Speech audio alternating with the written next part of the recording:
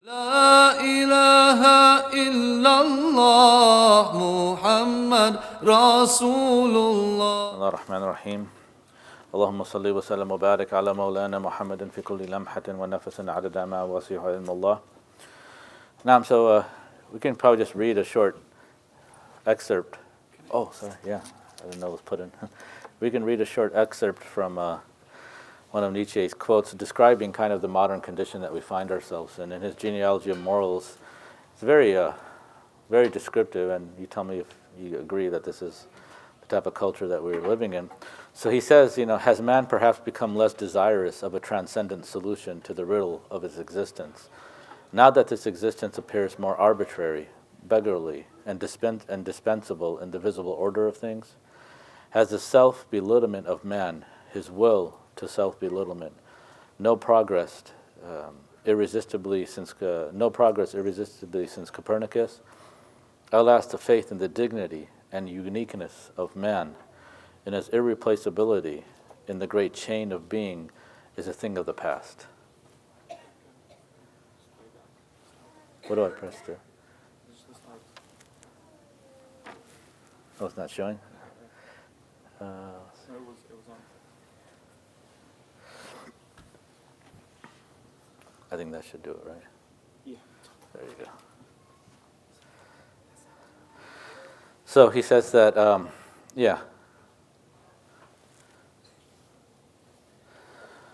that has the self-belittlement of man, his will to self-belittlement, no progress irresistibly since Copernicus. Alas, the faith in the dignity and uniqueness of man, in his irreplaceability in the great chain of being, is a thing of the past. So he's accurately describing our condition. He has become an animal, literally and without reservation or qualification. In other words, there's nothing that distinguishes human beings from other non-human animals, right? But this used to be our understanding of the uniqueness of human beings, that we have certain qualities that's embedded in Raghib Isfahani's thought, as we just read, that they are certain acts that are specific to the human being that no other created being shares in. So Nietzsche is describing this, saying that that's a thing of the past, that human beings have become an animal, literally and without reservation or qualification. He who has, according to his old faith, almost lost God. He who has, according to his old faith, almost God. Who has, almost God, child of God, or God-man. So this is kind of Nietzsche's very vivid and typical of Nietzsche's description of our circumstances that we find ourselves in.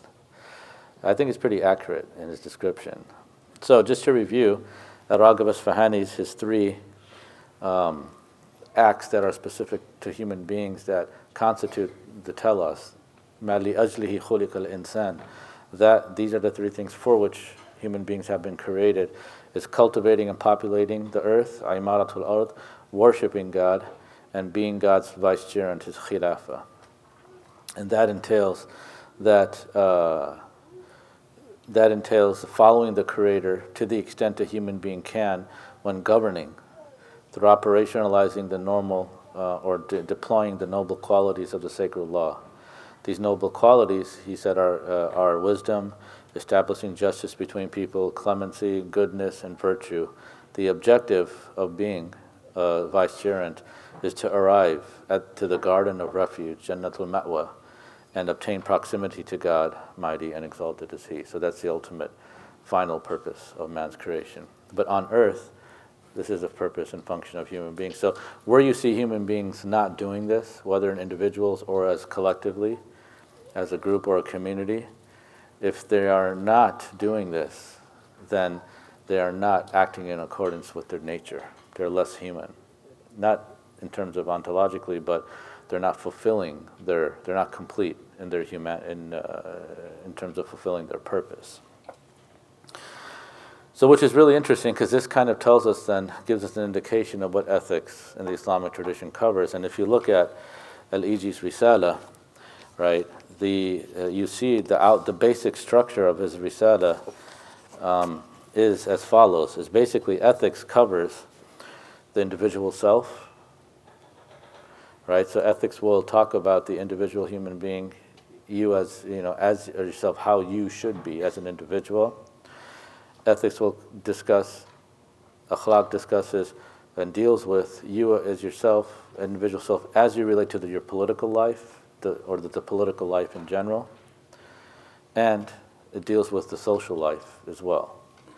So when we say akhlaq, right, the science of ethics, it deals with all of these three. And what he means here by the by the political life, right? It's we can see here is that to get a quick sense of what he means before we get into this is on page 7 of his Risala. Sorry. Actually, not page 7, but page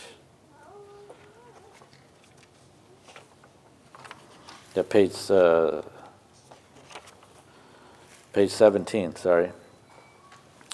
So the political life comes under the rubric of, he says, al-maqalatu rabia fi tadbir al-mudan, right, the government, on the government of cities, or the governance of cities, right? And he starts off this statement on paragraph 4.1. He says that the need for mutual cooperation necessitates humans to organize themselves civically, the idea of tamaddun.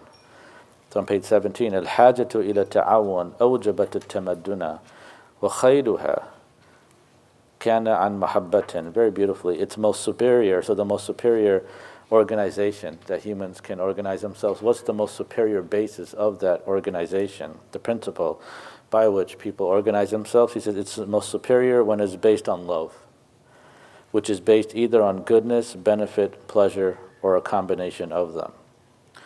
So then he talks about so he's going to what are the principles by which Muslims or human beings will get together. There are many, but the most superior, al-Iji is making the argument, is that if the principle by which they come together is based on love.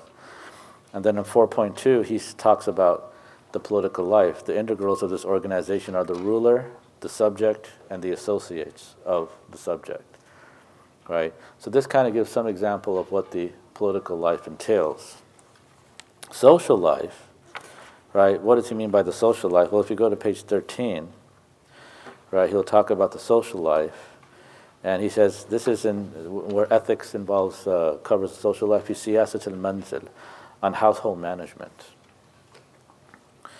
And he says this covers things such as mal, wealth, right? And then so how one looks at their wealth.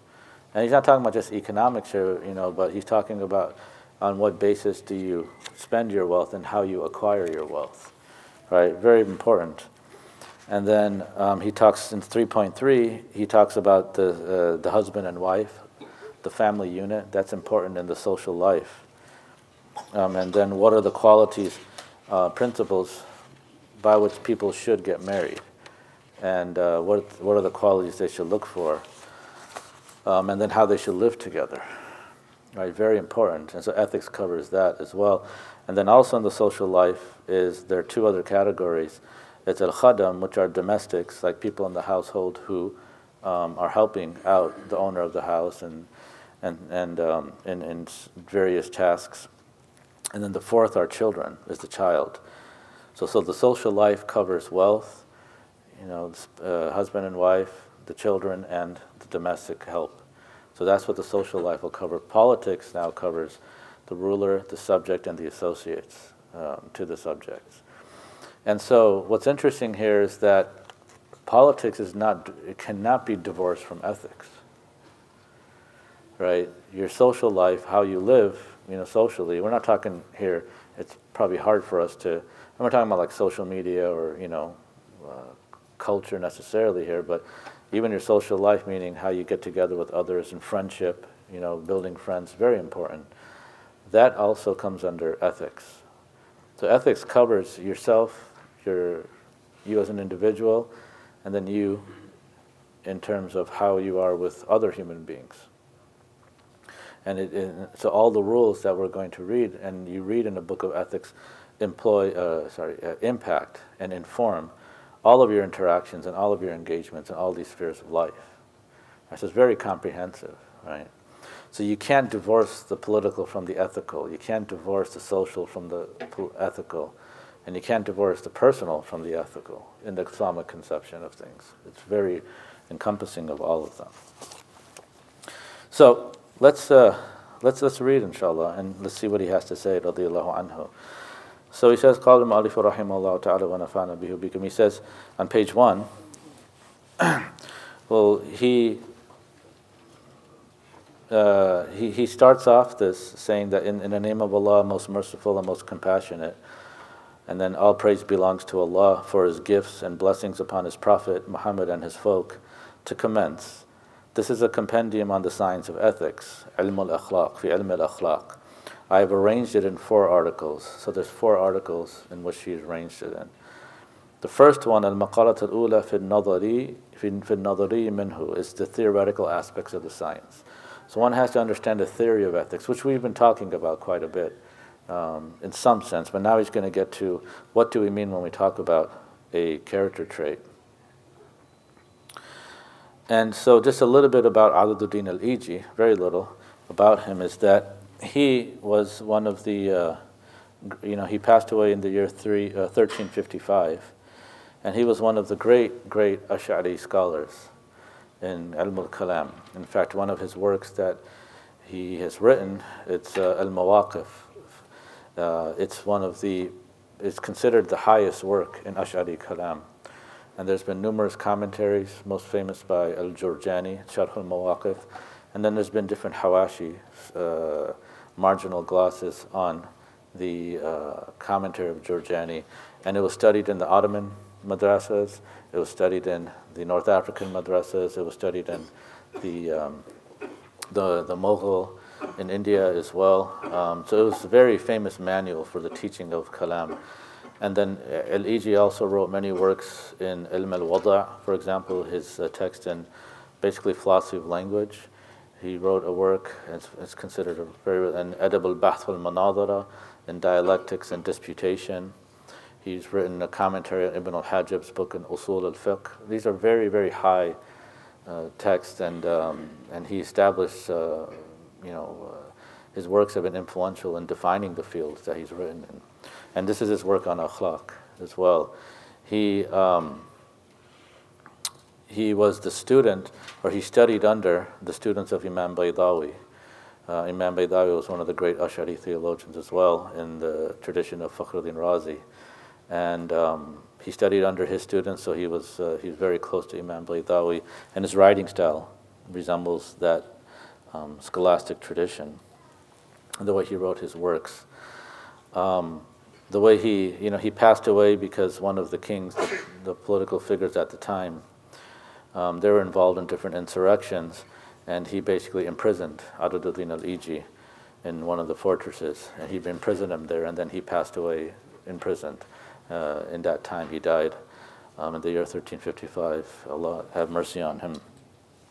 Incredible scholar, and so this particular text was taught in the Ottoman madaris, in the Ottoman schools, and it received numerous commentaries, and many of the commentaries are now just being published, and in Turkey actually, and one of the more famous ones is by Tash Kubrizada. He was one of the great Ottoman Hanafi scholars. It's almost synonymous saying Ottoman and Hanafi, I suppose, right? It's almost redundant. But so they're being published now, and I think there's a total of 6 commentaries that have been discovered, and so their manuscripts have been discovered, and they're publishing them. But there's been numerous commentaries on this particular Risala itself.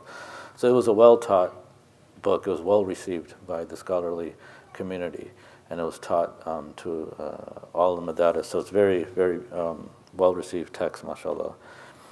So he's going to talk here now about the theoretical aspects of the science, right? And so he says there, he defines what do we mean by a character trait, right? This is very typical of Muslim scholars in their discourse, is you always have to define your terms, right? To have the proper conception of what we're talking about here, because everything we're going to do is we're going to derive ahkam, or we're going to predicate and things on akhlaq, and in order to predicate things correctly, we have to have a correct conception. So he says, الخلق ملكة تصدر عنها الأفعال النفسانية بسهولة من غير روية. Very interesting. So a character trait is a habitus, malaka. The word malaka, very important term in Islamic scholasticism, whereby the acts of the soul proceed forth. So when we say someone has a particular character trait, it means that it's a habitus, and I'll explain this term, what he means by habitus. But once a person has this malaka, this habitus, then acts of the soul, because a character, we're going to come to know, is actually you're describing a person's act of the soul. So these acts proceed, but they proceed in a particular manner, right? They don't proceed haphazardly. They don't proceed with difficulty. They don't proceed every now and then. Rather, he says they proceed with ease. So when a person has a character trait of generosity, of hilm, forbearance, they're able to act in a forbearant manner with ease and without any reflection. It becomes second nature when they have this, right? They don't have to think about it necessarily, and they don't have to fight themselves, right? Their internal turbulence to say, should I act upon this thing or not? Right? Should I act in a forbearant manner? Should I act in a generous manner or not? No.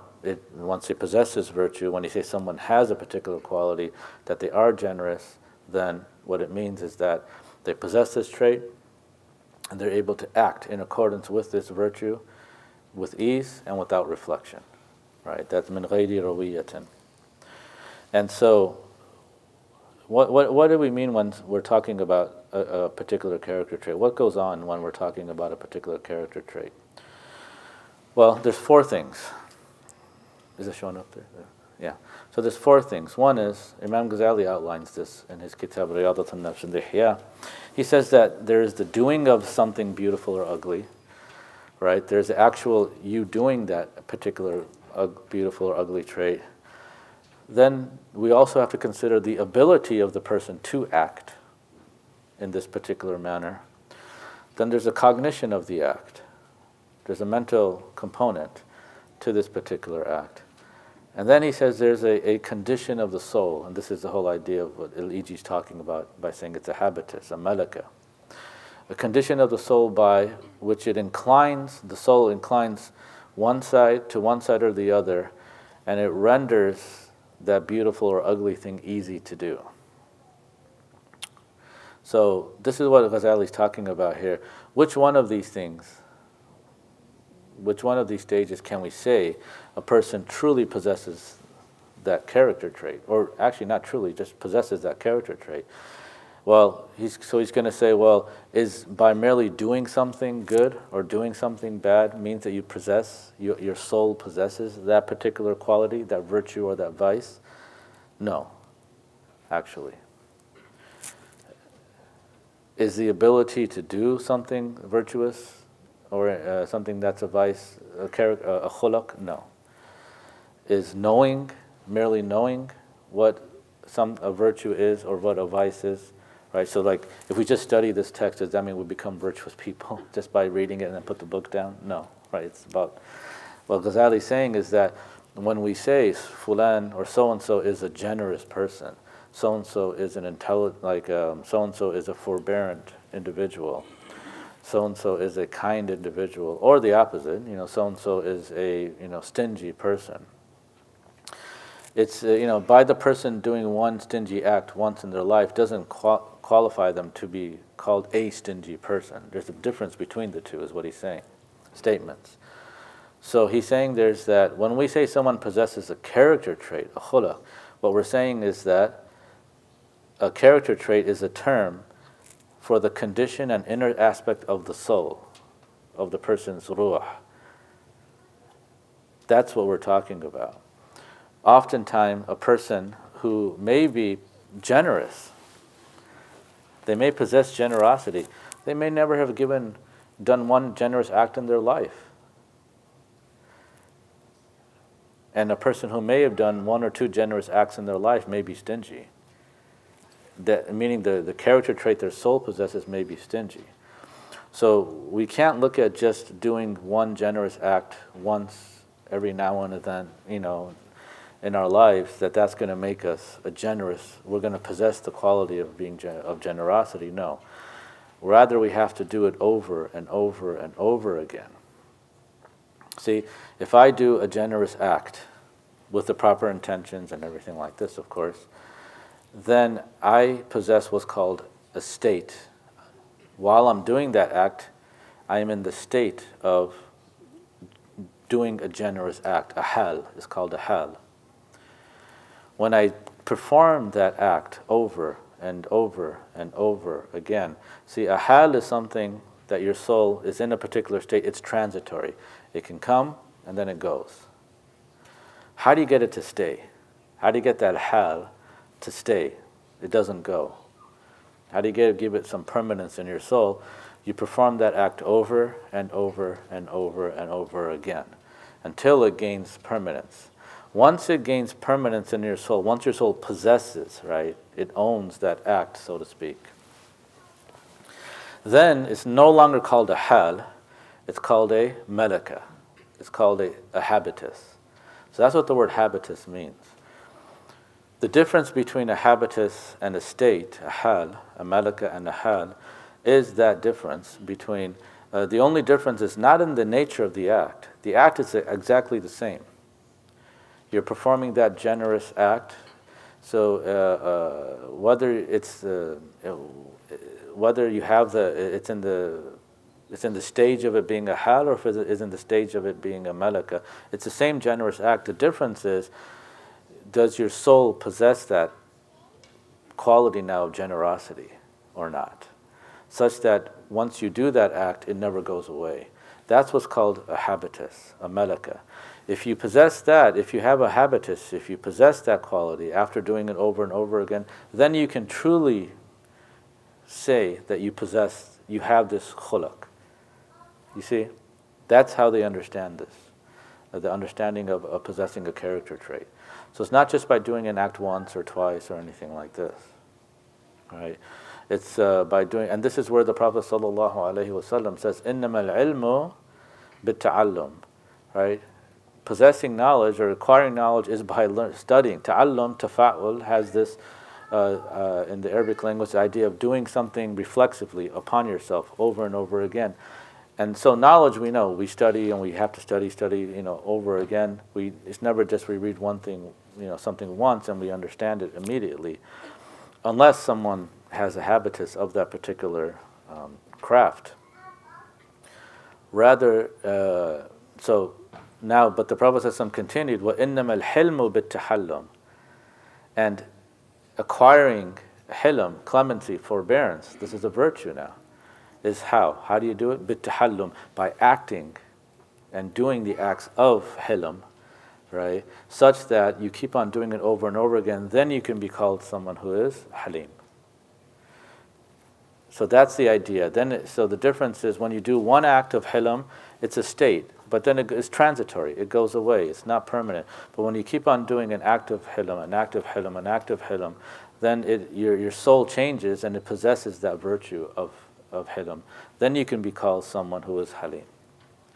And what are some of the indications that you possess this act? Is that when you are required to do an act of hilm, it happens with ease, bisuhula, and it happens without thinking, because it's part of your soul. There's a question here that. Actually, I was going to ask about sincerity. Where sincerity comes into I guess that purpose of these 4 items. No, sincerity has to do with reward or punishment of the act, right?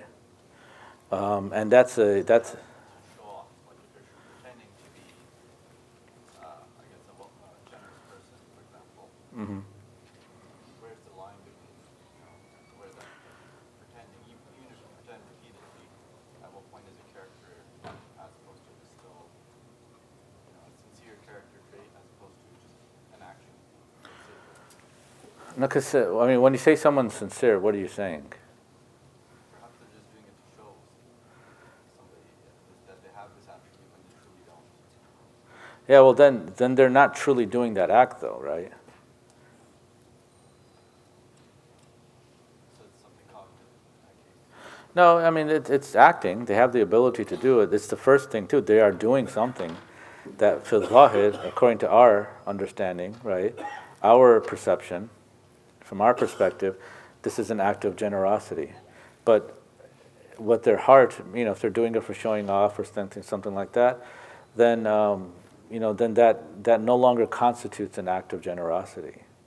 Outwardly, from one perspective, yes, it will be generous from our perspective, right? But from reality, in reality, it's not an act of generosity. So because that intention disqualifies it from being a generous act. And so then they won't even have a hal of that. It wouldn't even be an act of generosity, let alone a malaka, because the word malaka comes from, milk, to possess something. Even in Latin, habitus, right, and in Greek, hexis, right, this is a Aristotelian term, he uses this too, from possessing something, right. So yeah, the person won't even have an act to possess, let alone that, yeah. Yes? Just what I understood, we couldn't hear well his question, but I think from what I understood, he's asking where the sincerity comes in this framework of the field. And since sincerity is in relation to the intention, and intention is the definition of the act, then, right? Yeah. Then this is where sincerity comes in that framework. Yeah. But sincerity will be applied to all acts. Yes. It's not just one particular act, though. Yeah, but I mean, in this Yeah. framework, if you want to see where sincerity Correct. comes, this is where we Correct. Very much so, yeah. Correct. So, this is what we mean here by, this is what he means here by a character trait. So he's defining what do we mean by a character trait. And hopefully that's clear, inshallah, yeah. When you are talking about hal and malaka, is it the same understanding that you use in tasawwuf of hal and maqam, or it's completely different? It's analogous to that. It's the same thing, because in the ilm tasawwuf, hal is something that's temporary. Al-hal, yani yazul, qad yazul al-hal, right? Maqam is something that there's thubut, there's permanence. Same thing here, but the terms we use here is hal and malaka. Yeah. But malaka, you can use the term malaka for other things, not just maqam though. So in the concept of tasawwuf, it's a bit different. But it's analogous to it. The idea that there are states that you are in as a human being that come and go. They're not permanent, and they are states that you are in that are permanent, and they're hard to let go of. And in order to, once you have a malaka, to remove that malaka is very difficult. You have to almost do the opposite of that act an equal number of times, to lose that malaka. So then he asked this question: is that can you actually change character? Can you have a character? You have qualities. Can you actually change your character? And this was a question that came up it was debated amongst our scholars. Right? It was debated amongst our scholars. Can you actually change someone's character? Why? Because the Prophet ﷺ said in the Hadith Sahih, إذا سمعتم بجبل زال عن مكانه فصدقوه. Right? وإذا سمعتم برجل تغير عن خلقه فلا تصدقوا به. And فإنه يصير إلى ما جبل عليه. This is Imam Ahmad is transmitted this hadith, that if you hear of a mountain moving from its place, you can believe it.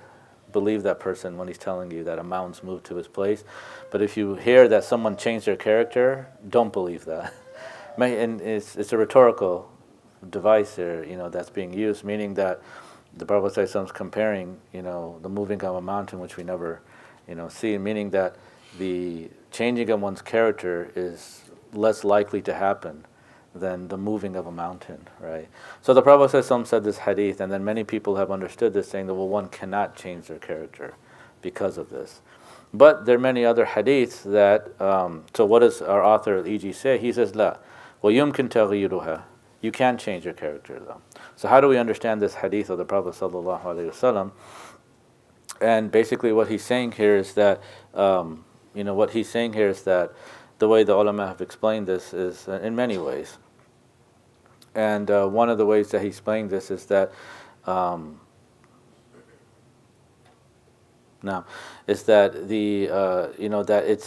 it's certain people possess things by the way Allah subhanahu wa ta'ala has created them, their fitrah, and not this is and they didn't have to acquire these traits, but certain people possess traits that just that's the way Allah subhanahu wa ta'ala has created them, and each and every one of us has certain things. You see, some people are very easy to to do certain things. Other people it's very difficult to do those things, and vice versa. So what the Prophet ﷺ is just explaining here is those traits that you're created with and you've had for a long period of your life. Those traits this is the way the Prophet ﷺ is conveying the idea that it's very difficult to change those traits. Not that it's impossible to do so, but that it's very difficult, and the difficulty because it's difficult, it requires much effort on the person to change those traits, and so they have to put in that effort. And not that character traits can't change at all, because then the question is, if you can't change it and Allah's telling us to change them, well, that's going to run into a lot of contradictions here, right? Why would Allah tell you to do something that you can't do? Why would He command you to do something that you can't actually carry out that command for? So al-Iji says, radiyallahu anhu, وَيُمْكِنْ تَغْيِيرُهَا لِلتَّجْرِبَةِ. Why? What's his proof that you can change it? Tajriba. We see people change their character traits all the time, right? That's proof enough that this hadith doesn't mean what some people understand it to mean. And then the second reason is wali wurud al-shar'i, right? Bihi, meaning that the sacred law, the Sharia, has commanded us to change our bad character traits to good character traits, right? So that's the second reason why, yes, you can change your character. And the third, he says, and that's the lowest of the proof, is wattifaq al-uqala. Like all intelligent people agree that you can change your character traits. So now he's going to answer his other question. Well, why do we see people have different character traits? Well, people have, so he goes, وَاخْتَلِفُ الْإِسْتِعْدَادَاتِ, right? فِيهِ بِحَسَبِ الْأَمْزِجَةِ. You see people with different character traits naturally. Why? Because we have human beings possess what's called a mizaj, a temperament. Allah subhanahu wa ta'ala creates us according to certain temperaments. And we tend to associate people with people who have similar temperaments. It's very interesting hadith. The Prophet ﷺ, he saw these. There was a woman in Mecca, and she was very jovial, and she would surround herself with people who very social, very jovial individual. Always very happy, mashallah. And so when she came, they migrated to Medina. Who did she find friends with? People who were jovial as well, And so he made this observation, and meaning that people have, not everybody is. You'll find yourselves, and you find many people with the same in the same pattern that, some people are very jovial by nature. Other people are very serious and somber by nature, right? It doesn't mean they can never be one state or the other, but they have a natural. They have a norm that they, in which their mizaj, their temperament, manifests and exhibits. And so for some people, being generous is very easy for them with wealth, and for other people it's not. For some people, for example, and this is, people find this, for some people praying is very difficult, but fasting is very easy. For other people, fasting is very difficult, but praying is very easy. For some people, studying, right, is very easy. For other people, studying is the most difficult. Get them to read a book, it's like moving a mountain, right? And for other people, you can't stop them from reading a book. I remember there's a student, I used to be a principal of a school. There's a student, 6th grade, very wonderful boy, mashallah. And ever since, I knew him when he was in 4th, 5th, 6th grade, and even up until 8th grade. And everywhere I saw him, in the hallway, in the cafeteria, even sometimes during prayer, he's reading a book. He's reading a book, and he's completed more books than probably high school and college students have completed. But he just reads and reads and reads and reads, and he's walking in the hallway, he's reading, and then there are other people, and you can't get him to stop reading. It's actually very difficult for him to stop reading. And but there are other people, you can't get them to open the first page, of a book. It's just very difficult. Why? They have different mizaj. They have different temperaments, right? So when you see people with different character traits, it's a reflection of their mizaj, of their temperaments. And that's what he's saying here. And everybody has different temperaments. Allah subhanahu wa ta'ala creates people according to different temperaments. So, he answers these preliminary questions, and now he's going to say, okay, how do we know what the virtues are? So, Hume wants to ground them in desires and will. Kant wants to ground them in reason, right? What do we, ground them in? So if you look at 1.2, for us, we look at the human soul, right? Muslim theologians and Muslim ethicists have looked at the human soul. And remember, ethics is about perfecting the rational soul. So let's look at the soul and let's see what we need to perfect. So the virtues, how we arrived at the virtues, right? And if you look at the way Allah subhanahu wa ta'ala has described the virtues in the Quran and the Sunnah, it all comes down to the human soul and the faculties of the human soul. So what are those faculties here? I kind of put them in a chart, so hopefully this will help in understanding. So the faculties of the human soul, they're multiple, but the faculties of the human soul that ethics deals with is one is called the rational faculty, al-quwa al-nutqiyya. And the reason why it's called al-nutqiyya is not because it's a language faculty or spoken, because the nutq, when you speak, that's what manifests your rationality. It's a manifestation of your aql, of your rationality. And the second faculty that we have is the irascible faculty, or al-quwwat al-ghadabiyya. And then the third faculty is al-quwwat al-shahwiyya, right? And so these are the three faculties, and from each of these three faculties, there is a particular virtue that is associated with each of these faculties. Now, this virtue that's associated with each of these faculties, it represents a mean between two extremes of that virtue. So you look at one virtue and it'll have an extreme on one end, and that represents a vice, and it'll have another extreme, right, and that also represents a vice, and the balance or the mean is that virtue. And so if you look at the rational faculty, he says, what's the virtue of the rational faculty? It's wisdom. Hikmah, right? Hikmah is the virtue of the rational faculty of your, And then what are the two extremes of the rational faculty? Well, one is it's excessive vice. The excess of the rational faculty is what he calls al-jalbaza, which is deceit. People who deceive people, they're intelligent people. They're using their rational faculty, but it's being used in a vicious manner, right?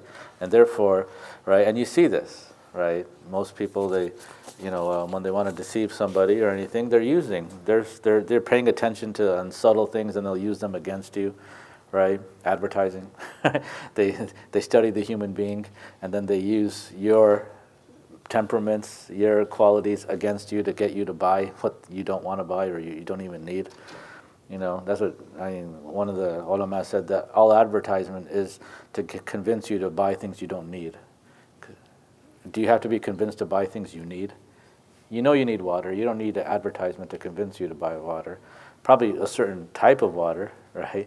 But, you don't need, no one needs to convince you to buy clothes or anything, but most advertisement, is involving things that you don't perhaps need. But they study the human soul. They study the human mind and its propensities, and they use those against.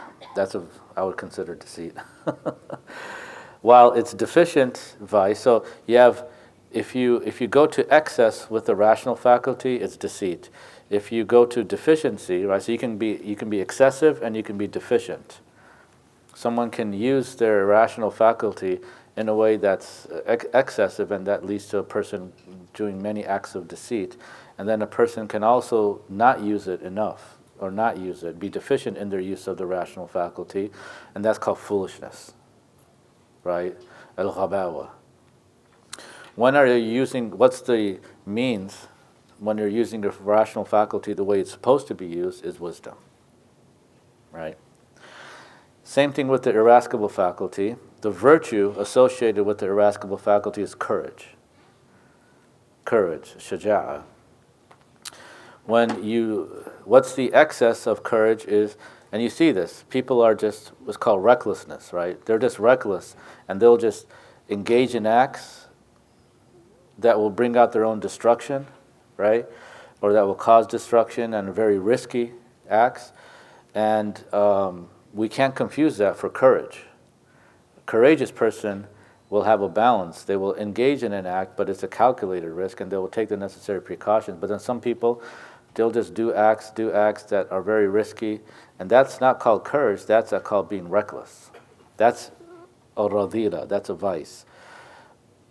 But it takes courage, a certain type of courage to engage in these reckless acts, right? But it reaches a point where it's no longer courage anymore, it's recklessness.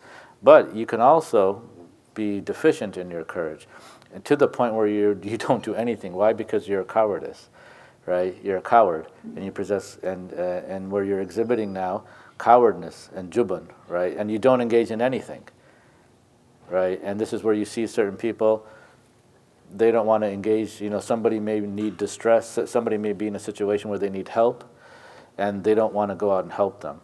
Why? Because they're cowards, right?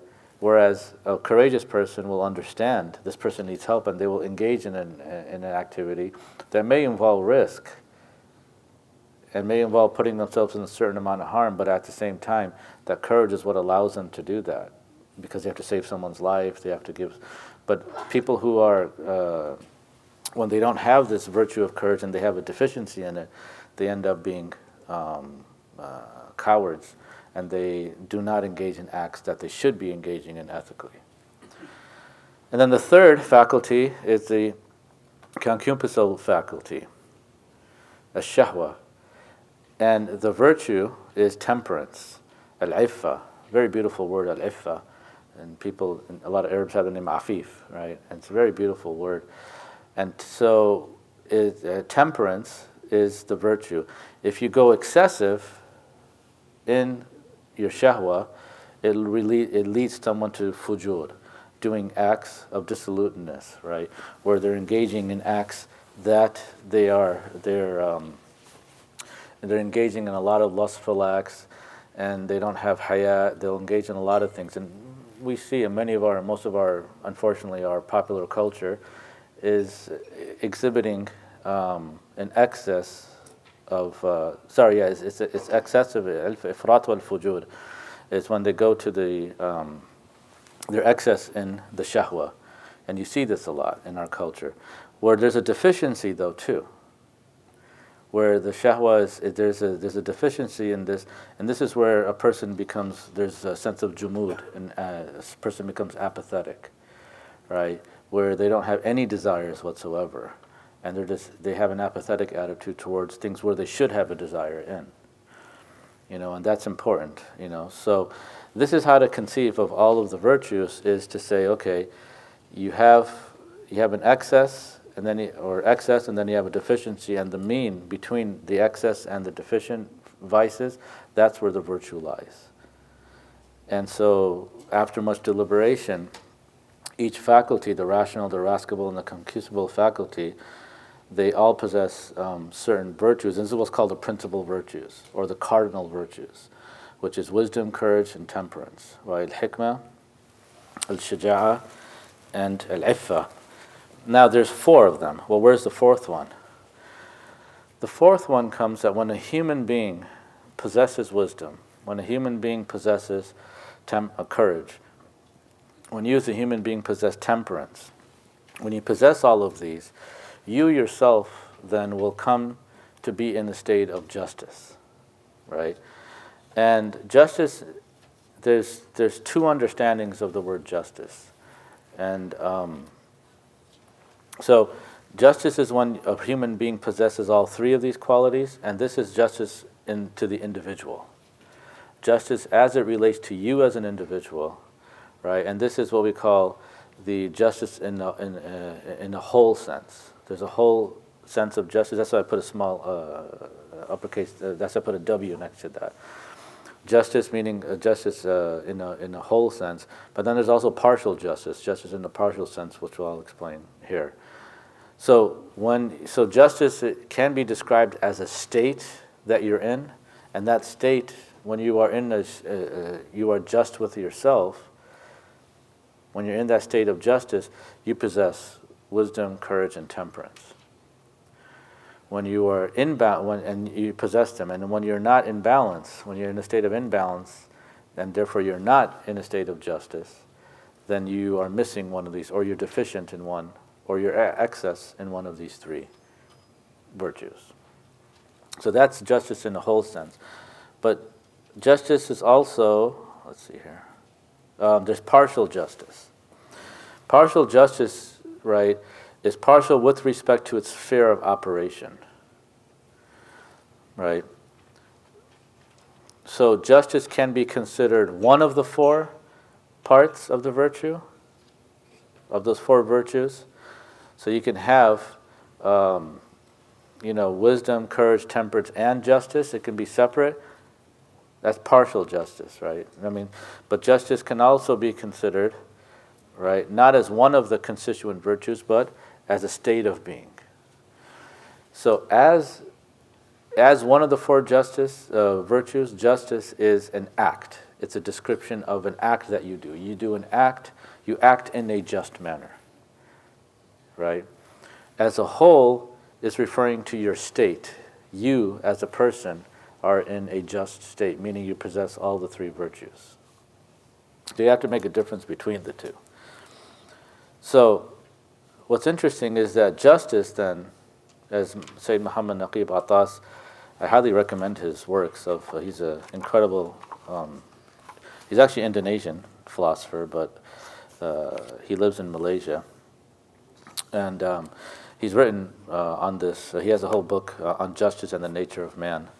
And he's, in English, it's one of the few works I would recommend for you to read. I would consider it absolutely, to be honest, I would consider it mandatory reading for any intelligent Muslim. His name is Professor Muhammad Sayyid Naqib, N-A-Q-U-I-B, al-Atas, A-L-A-T-T-A-S. He's still alive, Ali Ahfadhu, and he's in his 80s. Had the opportunity to meet him last year, and it was an absolutely wonderful experience. And he's writing a book on Tawheed right now. Inshallah, Allah gives him tawfiq to complete it. But his last work is on justice and the nature of man. And he's working in this tradition of Islamic ethics. He has another work, Islam and Secularism, which I highly recommend. All of his works I highly recommend. And then he has a third work on the metaphysics of Islam, Prolegomena to the metaphysics of Islam. That's a very large work and a very advanced work in philosophy and metaphysics. But his work on justice and the nature of man is which I'll read from today. So he says here is that about justice. So we have these justice as partial and justice as whole. Justice is the ultimate standard by which political and social justice is meant to conform. So you have political and social justice. It's supposed to conform to this sense of partial or whole justice, and by which accuracy of their conformity is judged. The constitution of the state, meaning the political state, cannot be regarded as the ultimate standard of justice. Very important. So in other words, the state itself is not the standard of justice. The state is held to a standard of justice that's external to the state. The ultimate standard of justice, he says, is natural, it's fitri. And it precedes, that's the point, it precedes political and social justice. It applies to all institutions and acts, as well as to the characters of human individuals everywhere and for all time. So justice is a state of being, and that state of an individual where they possess all the virtues, and a condition of things being in their proper places. There should be things there, it's a mistake. Of things being in their proper place. So justice is a state of being, and it's a condition as well. When thing is in its proper place, that you putting a thing in its proper place is an act of justice. That's one understanding that's a partial understanding of justice. Then the whole justice is which, where you possess the sum of all virtues, right? So putting things in their proper place. And then it goes, it is also a quality of a human act, right? So justice also describes an act of a human being. This is a just act. And so it's really important to get our conception of justice correct, right? And here is an interesting thing. If you look at the, based on, for example, like Hume's understanding of ethics, if it's, if you are, or even Nietzsche's understanding of will to power, if ethics is grounded simply in your will, can you ever be unjust to yourself? Right? Can you ever be unjust to yourself? Any act that you do, if you do the act, then by definition you are willing that act, right? And if the sole determiner of what's ethical and what's not is your will, the fact that you will to do this, that's what constitutes it being ethical. Can you actually be unjust to yourself? You can't. In a secular liberal paradigm, right? You can't be unjust to yourself. This is a big difference but in the Quran, can you be unjust to yourself? Absolutely. ظَالِمٌ لِنَفْسِهِ. That's one of the categories of human beings in the Quran, someone who's unjust to themselves, right? That's very important. So it's not just that you can be unjust to others, you can be unjust to yourself. And if you can be unjust to yourself, does that mean you can be just to yourself? Yes. And then that's the goal. That's what he's saying, that you are just to yourself when you possess all the virtues. That's when you're in a state. And so if you don't possess the virtues, then you are in a state of injustice, right? To yourself, not just to others. With that you can be as well. So justice, right, the standard of justice is natural. It precedes political and social justice. In other words, it informs political and social justice, the natural standard of justice. It's a very important concept. So let's just go over what he means by wisdom here. So, yes? Just a quick question. What do you mean by natural? It's something that is, it derives, in this context, it derives from the human soul. It relates to the human being qua human being. That's what he understands, like the human being as a human being is in its complete state. Yeah, that's what he means by that. So that precedes, because any type of political or social, any type of political arrangement or social arrangement, it has to assume the existence of a human being. So the existence of a human being as an individual is prior to the existence of the human being in a political context or a social context. So that standard of justice is what's going to inform then political and social justice there. Did that answer the question? Yeah. So what does he mean by wisdom here? Let's go through these 4 cardinal virtues then. So he says is that wisdom is a kind of knowledge. It's a kind of knowledge that's bestowed by Allah subhanahu wa ta'ala. And it has 2 aspects. Wisdom relates to the physical dimensions of a human being and to the spiritual dimensions. Now, and then he says that wisdom, right, it flows through the faculties of the rational soul, both the cognitive and theoretical reason, and the active, practical reason, right? Practical reason acts in agreement with the rules and principles of theoretical reason. And so if you don't develop your theoretical reason, if you don't train it, your theoretical reason, meaning gaining knowledge with true knowledge, then when you actually exercise your practical reason, you have to make a decision in your life, right? And you have to exercise, that's practical reason, right? If he says then practical reason, if you don't perfect theoretical reason, when you come to exercise your reason practically, you will not be able to distinguish between truth and falsehood in actuality.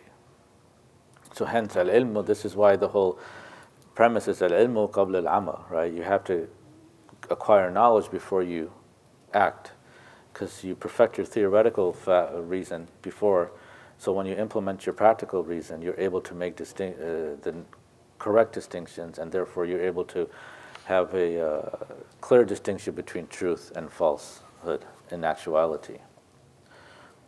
When it comes to courage, he means here is greatness of the soul, patience, fortitude, endurance, pardon, and bravery. He goes, courage is manifest in the soul when anger. That's why it's called a shahwa al-ghadabiyya, because anger is not a bad thing, right? But when do you have courage is when anger is subordinated to the dictates of religion and reason. When your quwwat al-ghadabiyya, your anger obeys religion and reason when it gets aroused, right? So when you deploy your arousal from anger in the way the religion requires it to be deployed and dictates it, and the way a reason dictates it, when it's subordinate, that's when you have courage. That's what courage is. When you have this quwwat al-ghadabi, you have this anger, and you act upon that anger, not in the dictates of religion, just in the dictates of your own desires, that's when you're going to get either recklessness or you're going to get its deficient vice, which is cowardice and other things. And so that's important, to keep this in mind, that courage is understood here, like why is courage related to anger, or ghadabiyya? Because that's what motivates this act, but it's only considered a virtue when it's carried out under the dictates and in accordance with religion and reason, and when it's subordinate to them. Temperance. What do we mean here by temperance, al-iffa? He says that temperance is the abstention from what is morally and ethically unlawful and base. It doesn't exceed the limits of reason, desiring what reason recommends, yielding to reason, because this is shahwa, it's your shahwa he's talking about. That's the faculty of your soul, is your quwwatul shahwaniyya, and so you have to keep that in check, and when you have temperance, that's when you're able to keep this quwwah in check. Why? By you desire what reason recommends, and you desire what religion recommends, right? When you have that quwwatul shahwa under and subordinate, just like the anger is subordinate to religion and reason, that's where you'll get temperance, al-iffa.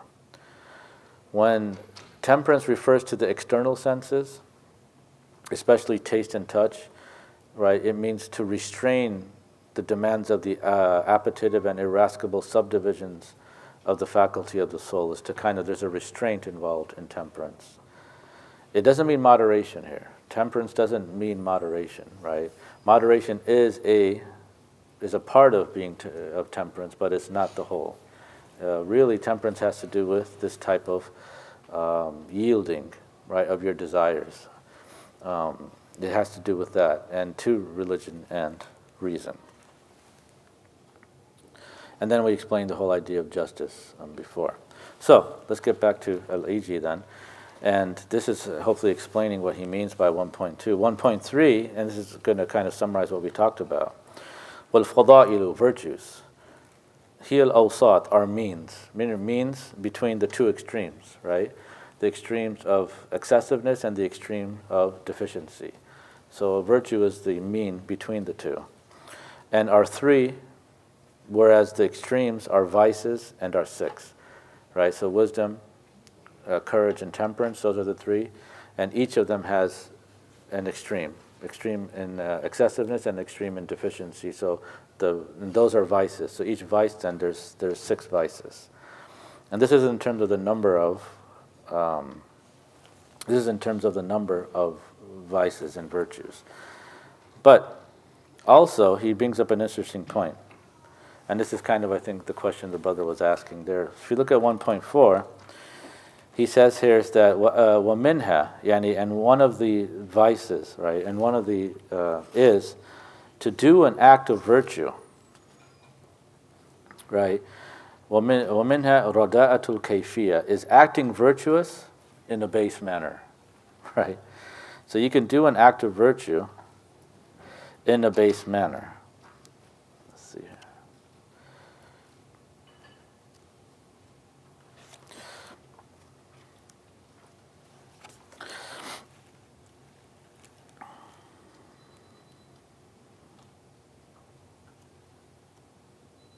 Now, and he says, and he gives examples. So, in the case of wisdom, right, what's an example of someone, in the case of wisdom, acting in a way that is virtuous but in a base manner? So he says, وَأَمَّا فِي الْحِكْمَةِ فَكَمَنْ يَتَعَلَّمَهَا لِمُجَارَاتِ الْعُلَمَاءِ, such as someone who acquires, person who learns wisdom. Why though? To contend with scholars, right? And to argue with the ignorant. If that's the reason why you are acquiring wisdom, so you're doing an act, but you're doing it in a base manner. Your intentions here, and that's the question you were getting at, is, so that's not considered a virtue, it's considered a vice. Right? So part of, when we're considering a virtue, what we're doing is we have to have the right objectives in mind for wisdom and for acquiring knowledge. And this is bear out in the hadith of the Prophet ﷺ in many cases. Right? مَنْ طَلَبَ الْعِلْمِ لِيُجَارِ بِهِ الْعُلَمَاءِ أو لِيُمَارِ بِهِ السُّفَهَاءِ وَيَصْرِفْ بِهِ وُجُوهَ النَّاسِ. Right? Naam, illa adkhalahu Allahu an-nar. Nasallallahu al-afiyah, right? As someone who acquires knowledge just for the sake of arguing with scholars, or for getting people to pay attention to them, yasrifun wujuhan nas ilayhi, yani, then Allah will send that person to the hellfire. That the person will be punished for that. Well, that's important because that's considered a vice now. Even though the person's doing something that, from one aspect, it's a virtue, that's acquiring knowledge, but they have many other qualities there that render that act now to be a vice instead of a virtue. وَأَمَّا فِي الشَّجَاعَةِ, so someone who, what about in the case of courage? It is when a person employs it for good repute or spoils, meaning a person who does a courageous act in order just to be known as a courageous person, right? And or they do it in order for someone, so they can get the spoils of war. That's the only reason why they're doing this particular courageous act. And there are many hadiths about when people went to fight, and where the Prophet ﷺ mentioned that they would go for jihad, but their intention for jihad, right, is not correct, and then therefore they're not considered a shaheed, they're not considered a mujahid in those cases. So that's an act where they are doing something that requires courage, but at the same time they're doing it in a way that's base, and that's vicious as well, and that renders that act as a vicious act. In the case of temperance, it says it's when a person avoids pleasure, intending a greater return of it in the hereafter, or status in this world. Sometimes you see that, right? People, they will display an act, and they may refrain from particular acts, in order so they can be called certain things by people. So in other words, someone may not eat in front of people. Oh, look, he's practicing zuhud. Huwa zahid, mashallah. He's and the only reason why he didn't engage in eating in front of people, or eating less, or not even eating at all, is so people can call him a zuhud or a zahid. He's practicing zuhud, and this person wants this is the act where he wants status in this world, right? So this person now is performing an act of temperance, but they're doing it for reasons that are not correct. So this is his whole purpose when he says is that rada'atul kayfiyah, that kayfiyah refers to the way the act is conducted. That act can be conducted in a vicious manner, and therefore it renders that act no longer virtuous, right? And it's an act that a person will actually be punished for in that case. And then he says, these are only considered virtues when, right? And وَإِنَّمَا هِيَ فَضَائِلُ إِذَا, right? They're only, so this is the whole test, right, of when they're considered truly virtuous. When إِذَا لَمْ يَشُبْهَ غَرَضٌ, right, is when how do I translate it? That they only are considered virtuous when, one, no corrupt objective tarnishes them, right? So you're doing this act, but you have to do it for the correct objectives. That's when it's considered virtue. And two, when they proceed forth without reflection, right? That's when it's considered the person truly has that virtue then, that he has that fadila in this case. So those are the two cases, the qualifications where a person has to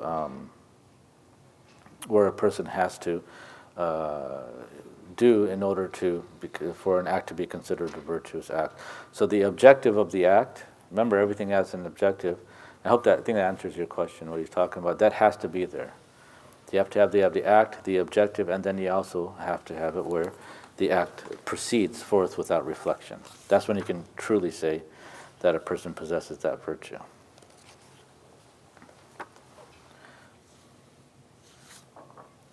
Now, and so now so this is kind of,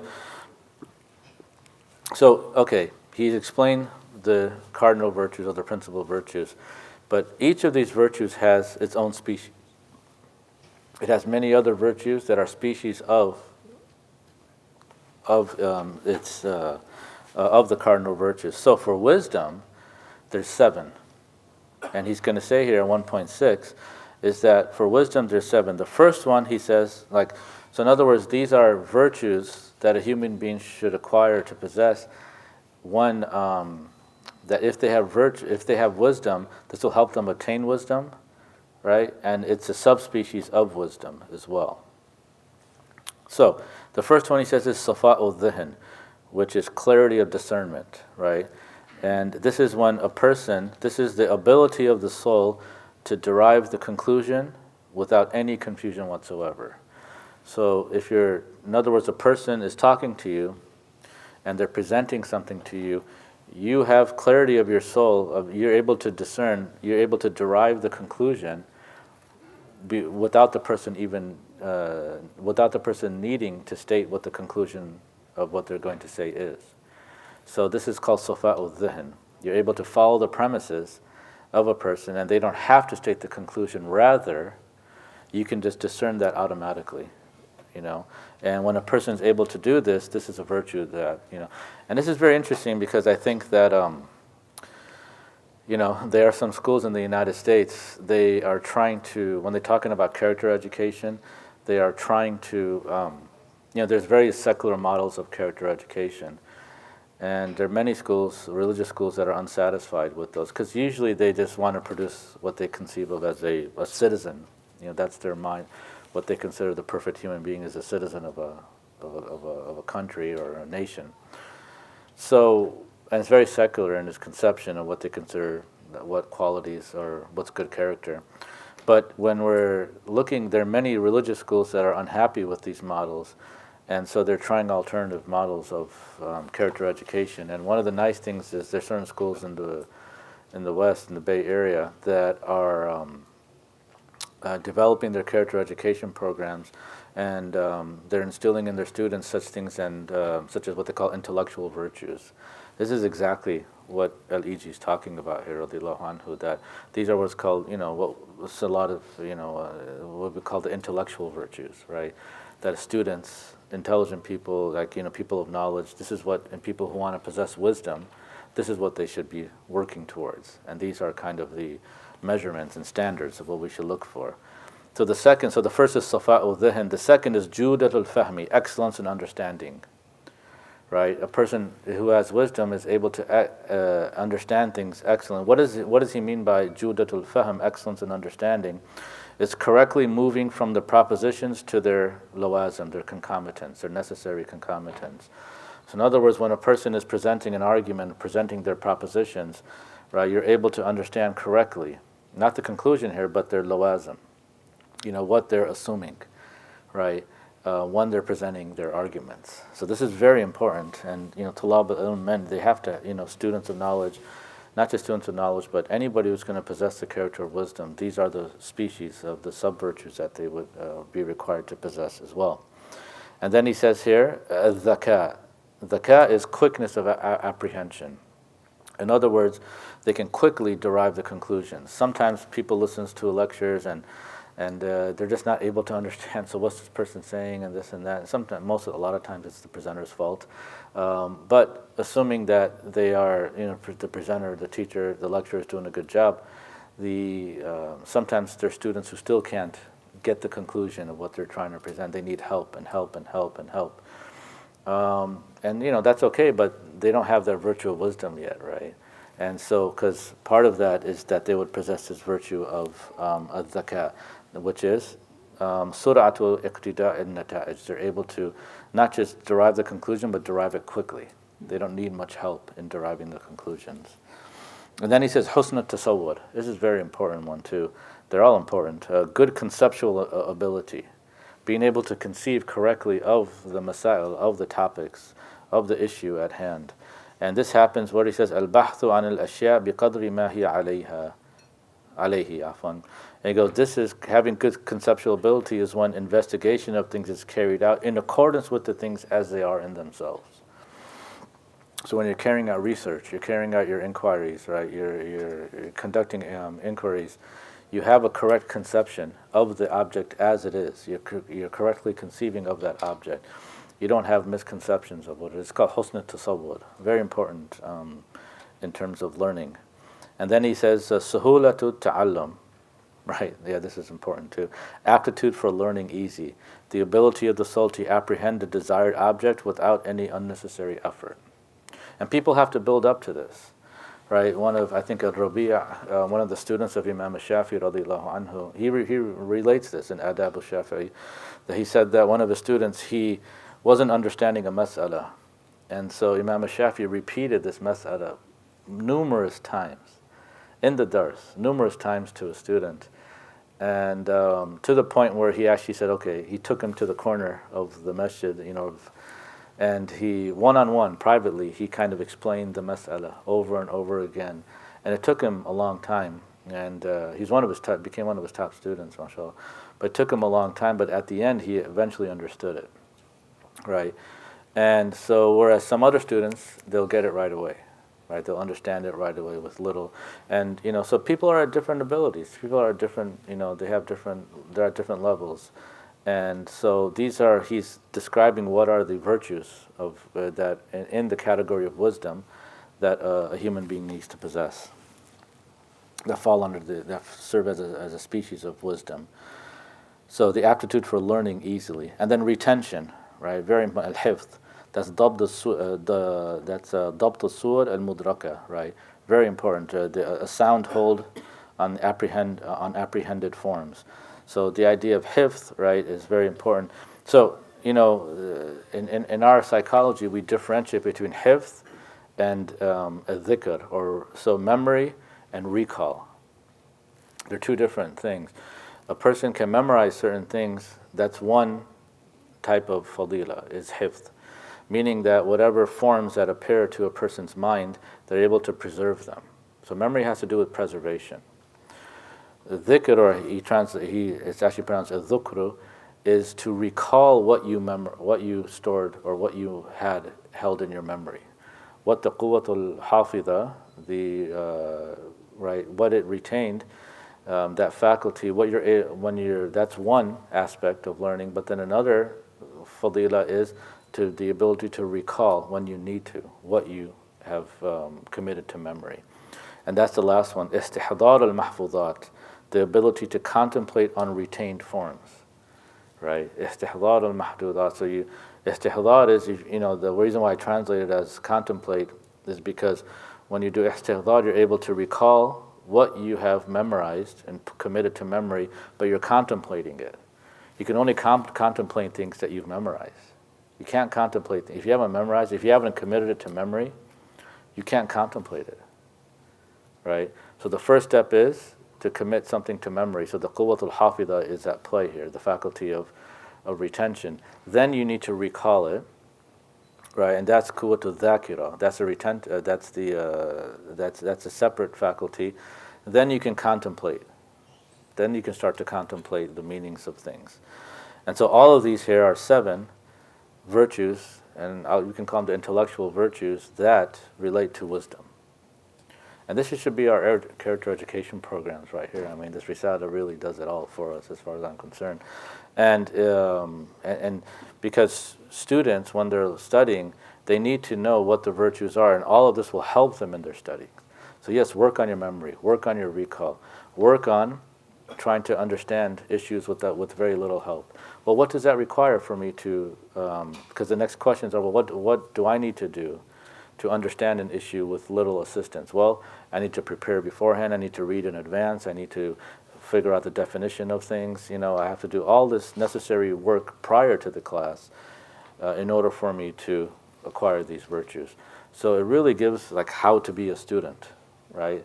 how to be someone who possesses this wisdom then. And then also how to be a teacher as well, because the teacher needs to possess all of these. That's why I shouldn't be here, but we live in bad times, as Nietzsche said, right? So that's a lot of afia.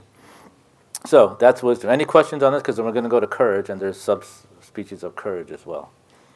It's possible if you could do it now or maybe another time. Could you give us another example of 1 and 5? Of clarity of discernment? Is that of Safa ul-Dhihin? So this is the ability of the soul to derive the conclusion without any confusion. So what he means here is that,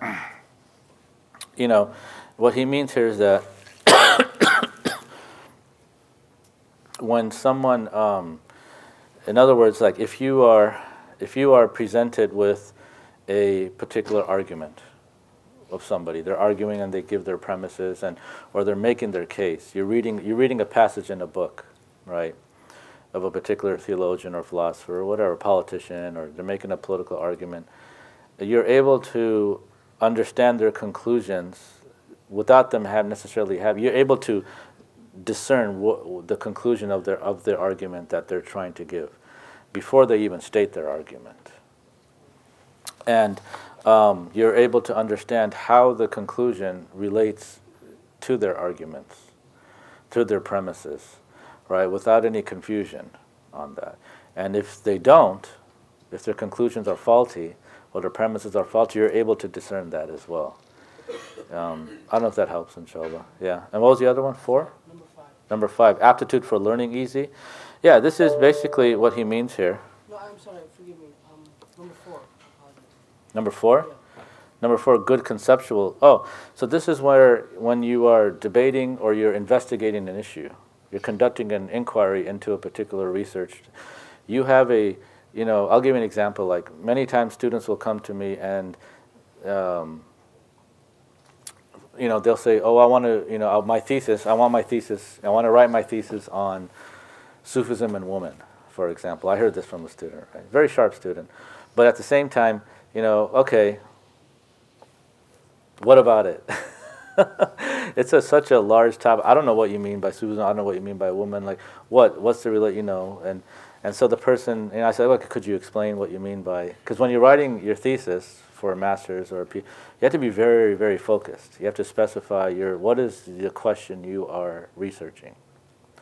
So, okay, Sufism and woman. Okay, well, what about it? And the person's like, I don't know, just... So here, he had no husn tasawwur. He had no concept of really what he was looking for. Yeah, he just kind of had some, general. It's kind of like the Qibla. Well, I think it's somewhere east. Like the Shafis know, like where, is the Qibla? You have to, where is it? It's not just somewhere east. So here, the person was in the general ballpark that he wanted to study about Sufism and he wanted to study something to do with women and Sufism. What exactly he wanted to study, what he wanted to investigate, he had no tasawwur of, he had no conception of what his question that he wants to investigate is. He didn't have that. So a student has to have a good conceptual ability that whenever they're researching something, or whenever they're conducting inquiry, they should have a sound understanding, sound conception, and a very clear and accurate conception and specific conception of what they're investigating into. That's very important for students to have. And don't worry, these things take time. The problem is our education system now, they don't focus on these virtues, right? And, I don't know how they expect people, to conduct them, but, or to acquire these virtues. But they don't train students. Our education system, they don't teach students they're supposed to do these things. But they're starting to recognize this, because they look at the writing ability of college students. Sorry if you're in college, but it's really poor. They can't construct arguments correctly, and it's like, what were you doing in high school all this time? And because, logic, grammar, rhetoric, those things aren't taught anymore, right? And so, keep in mind al-Iji and all that their scholastic tradition, you had to study, nahu, you had to study sarf, you had to study mantiq, you had to study bahth al-munadara, you had to study balagha, right? All of these ulum ala, you had to study. Then you proceeded into studying aqidah, fiqh, all of these other sciences. These are kind of sciences that they call ulum ala. Why? Because there were tools that would assist you, and they will make you good students. They would provide these virtues. You would acquire these virtues when you study these sciences, and if you have a good teacher who will help you acquire these virtues, you will do that. So I don't know. Does that kind of help with that example? Inshallah. Yeah. Yes, sir. This method described at the beginning, which is to repeat an action, so that it becomes a malaka. For example, for generosity or hilm, would it be applicable also to bigger virtue, more general virtue like shukr or sabr or? Yes, all of those. Yeah, it all applies to them. Yeah, because the Prophet said, "Innama al-hilmu bit-tahallum," right? "Innama al-fiqhu bit-tafaqquh." Yeah, Sayyidina Abu Darda. Actually, it's a statement of Sayyidina Abu Darda. I made a mistake saying it was a hadith of the Prophet. It's a statement of Sayyidina Abu Darda. In the Madkhal of Sunan of Imam Bayhaqi, he transmits it, and so he says that it's "Innama al-hilmu bit-tahallum." It's there. So yeah, it applies to all the virtues. This thing of a malaka, it's a habitus. It's something it applies to all qualities that you want to acquire, and the difference between that. Does that answer the question? Yeah, alhamdulillah. Any questions? Yes.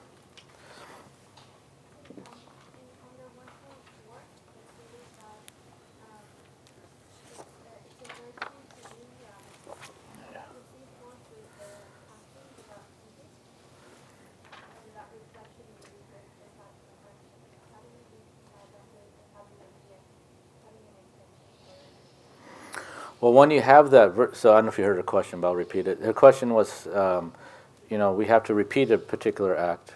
When you have a virtue, it proceeds without reflection. Yeah. So how do we reconcile that with the requirement of having a niyyah, of an intention? That was your question, correct? So, no, it actually, when you truly have the virtue, means that you'll have the correct intention. So, you will automatically make that intention with ease, So someone, for example, who's really attached to what other people think, right? And when they do an act, what they normally think about is, well, what's this person going to say? What's that person? Or I want this person to think this of me and that. When they have the virtue, they're not going to think of that anymore. But to get to that virtue, they have to, stop thinking about what other people think about what Allah wants, stop thinking. Then as they do it continuously, it's very easy for them. Actually, it comes naturally to make the correct intention what does Allah subhanahu wa ta'ala want? That comes naturally with the act. So part of acquiring that virtue would be to do it for the correct objectives. Then you truly have that virtue. Yeah. Shall I answer the question?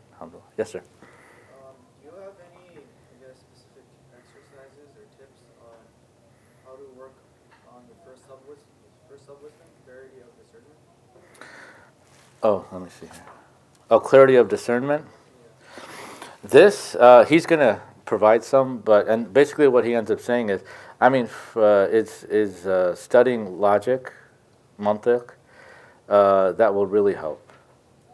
And studying bahth al-munadhara, dialectics and disputation, they will help a lot in the, because you'll be able to identify right away, this is what his premise is, this is what his next premise is, and this is his steps in his argument, and he's going to argue for this point. This is what's going to be his conclusion. But it takes training, right? It takes, the one thing is people study logic now. That's a good step forward. Most of the Muslim community, unfortunately, was pretty much anti-logic, which didn't make sense, ironically. But so now we have a group of people who are studying logic, but there's a incorrect approach to studying logic that people adopt nowadays. And they say, I'm studying logic just to learn the mustalahat, because, so they reduce the science to nomenclature of terminology. And, that's not why you study logic. And that's not why the ulama in the past study logic, just for the sake of istilahat, just because the scholars use these terms. That's just kind of like, they're treating it like a code. I'm just learning this code. so I can read these books written in this code. That's not. Logic is a science, and it's supposed to. It has an objective. It has a goal. It has, and the goal is تعصم بمراعاتها الذهن عن الخطأ في الفكر. That is supposed to protect the mind when it's deployed, the science, the principles of the science, from committing mistakes in thinking. And so I've never encountered in a book of logic what the purpose of studying this was to learn mustalahat of the ulama only, right? So so studying logic correctly for with the proper intention, the proper objective will help a lot in this. And studying bahth al-munadara, disputation and dialectics and disputation will definitely help in this. And so this takes work. It takes not doing it once because you just have a hal, but it takes doing it so where you actually have a medika of this. Of these skills and of these virtues. And he'll talk about some, but I think those are two practical things. There's an organization that might teach logic. I think it's called SeekersHub. Yeah. Sign up for their courses, right? Yeah, because I think they have a class on logic, right? And and did they have a class on Bahth al-Munadara too? And inshallah, we'll request Sheikh Faraz to do that, inshallah. Yeah, so, study that and then continue, but then apply that knowledge when you are reading and things like this. There's wonderful books that the ulama have written later, much later, but they're incredible, called Adab al-Mutala', right? The adab that a person needs to acquire and deploy when reading a book. So, actually how to read a book, and then in English there's Mortimer Adler, he wrote a great book called How to Read a Book. Right, if you get that, it's worth reading. And but we, as Muslims, we have it. They're in Arabic. But what's the adab of mutala'? What's the adab of reading an actual text? And it's really great. You have to. There's a lot that goes on in correctly reading a text, and all these virtues are required for correctly reading a text. And so it'll help you a lot. Help you in your college education too. And oh yeah, and they'll be like, "Why is this guy so smart?" It's because we're Muslim, Inshallah.